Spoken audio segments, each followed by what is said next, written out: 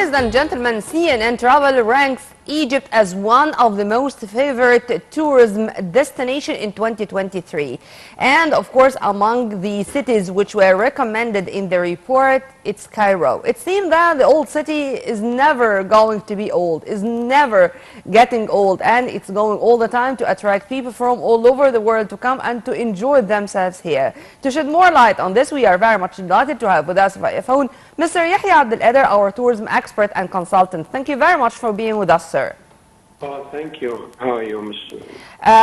A very good morning first. And regarding this report, which was released recently by CNN Travel, and they mentioned Cairo, in one of the very first elements on which they based their report on, it was Giza Plateau, and particularly the Grand Egyptian Museum. Even before its soft opening, it's becoming one of the main attractions. How do you see this, sir?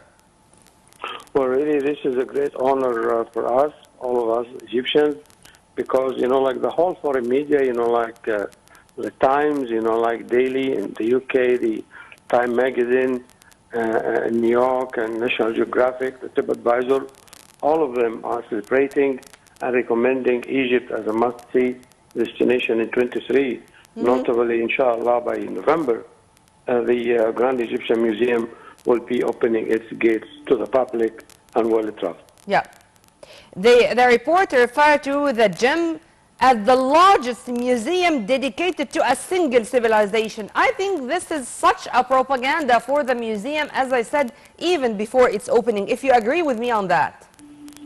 Yes, definitely true, because it has like the largest artifacts and objects of Egyptian civilization over 5,000 years of continuous civilization. It has the whole collection of King Tutankhamun under one roof.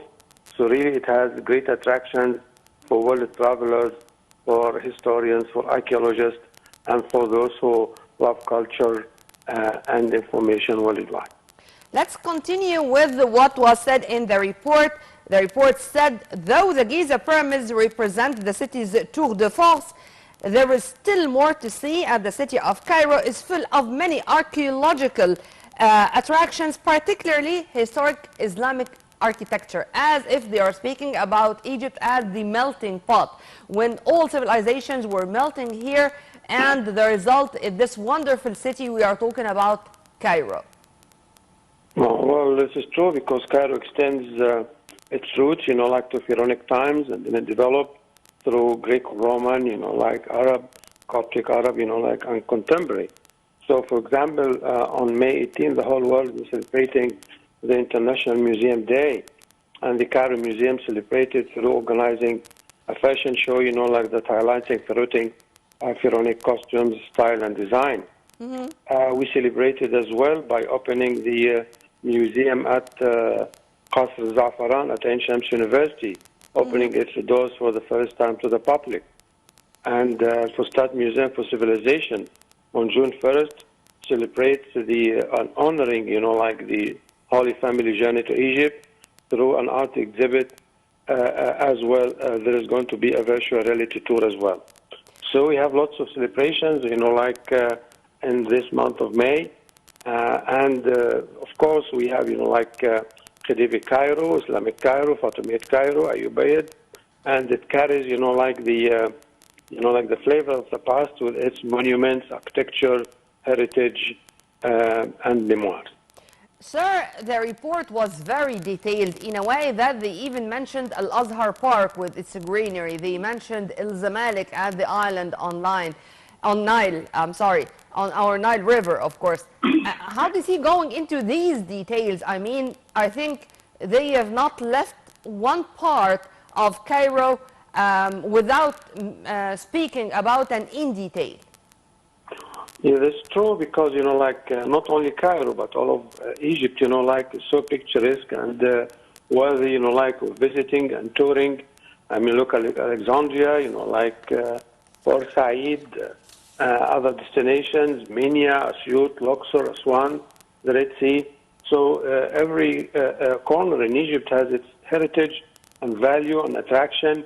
You have the safaris, you have the oasis, And now on a weekly basis, we receive, major cruise ships. So they come to Port Said, and passengers, travel to Cairo to go to the Saqqara necropolis and to the Giza Plateau and visit the Cairo Museum and Fustat Museum as well.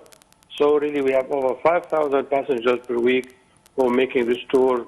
This is just only passing by Egypt, not, like the passengers who spend 7 days or, 10 days touring the whole country and cruising the Nile. Sir, are you telling me that we are witnessing real changes in our tourism map? Definitely yes, because 23 is a booming year for Egypt after all the development, museums we opened, the facilities, accessibility, network of roads, more new airports were opening, more charter and scheduled airlines are flying to Egypt. So the whole world, is considering Egypt to be the most attractive attraction in this year and coming years, inshallah. For example, the British Council and Culture Center is celebrating today the memorial of the King Tut tomb opening, in 1922, and the role of Howard Carter. So, we have cultural events around the clock, and we have visitors, and we have world media celebrating with us that, travelers worldwide, it's about time and must see Egypt this year. And what about new ways of marketing or propaganda? What do we need? I mean, it's our homework then to add to this with making it easier for all our guests to get into knowing more about what they are going to enjoy in Egypt, what's the developed areas, of course, about our infrastructure, which is really developed in a leap witnessed by Egypt in the last few years. Tell me more about spreading awareness and, in the same time, the importance of good marketing. Well, actually, Egypt is so fortunate and lucky. I worked with the Ministry of Tourism for 8 years in the U.S. And the history of Egypt, and museums and attractions, culture and heritage is very well known worldwide. And, they studied, at kindergarten school worldwide. So our culture is so well known and is so respected and venerated by the whole world. Actually, what we need to do, apart from, using the state-of-the-art techniques of digital and online marketing and advertising, we need to upgrade the quality of the services. For example, Cairo Airport is one of the top airports, but, we receive, millions of visitors per year. We need to, to have an accessory airport as well. For the Grand Egyptian Museum, we need more rooms. We need at least 15,000 rooms to be in the Saqqara necropolis and Giza Plateau, because we expect 5 million visitors to come and spend 2 or 3 days to tour the Grand Egyptian Museum.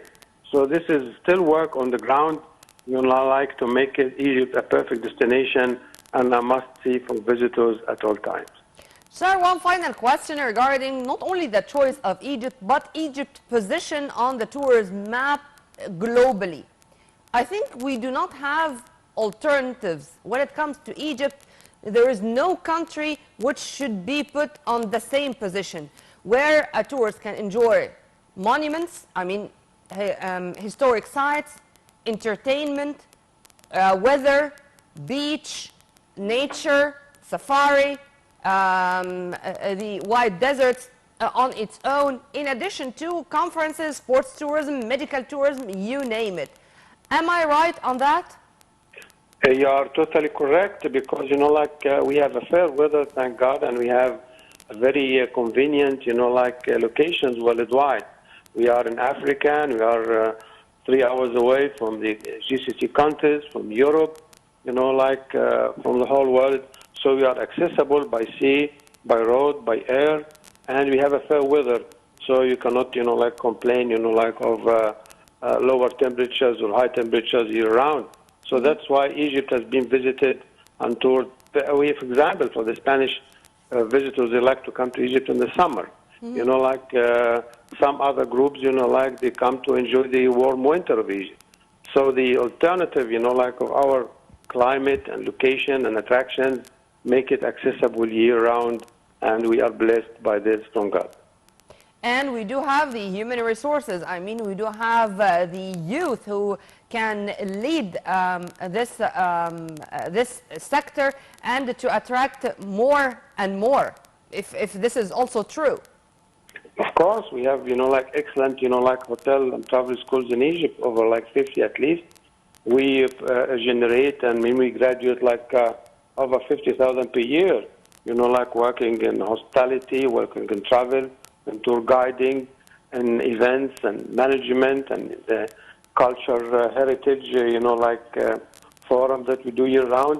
And then we have our Egyptian athletes, I'm asking this question, sir, because there are reports which were released more than once, by the way, whether in reports or statements released by the Ministry of Tourism and Antiquities or statements released by the Minister himself, His Excellency Minister Isa, regarding the expectations to double the number of tourists in Egypt by the year 2028 or 2030. Is it a kind of exaggeration, or it's a real process going on? Because to double the number, it's really a huge number, meaning we are adding millions. Is this possible in a way? Well, definitely this is manageable. Like the only thing that we lack is we need more room capacity. That's why the Ministry of Tourism and Antiquities and Prime Minister, they are working hard, and we have a large number of visitors who are currently developing now projects. The minister just signed the deal for having like an art hotel in the vicinity of the Grand Egyptian Museum. It will be like 450 rooms. And then we have the Shepherd's Hotel is going to be renovated. We have more hotels in Cairo opening this year for large and international hotel corporations. We have more airlines, like international, joining Egypt after a long time of stopover.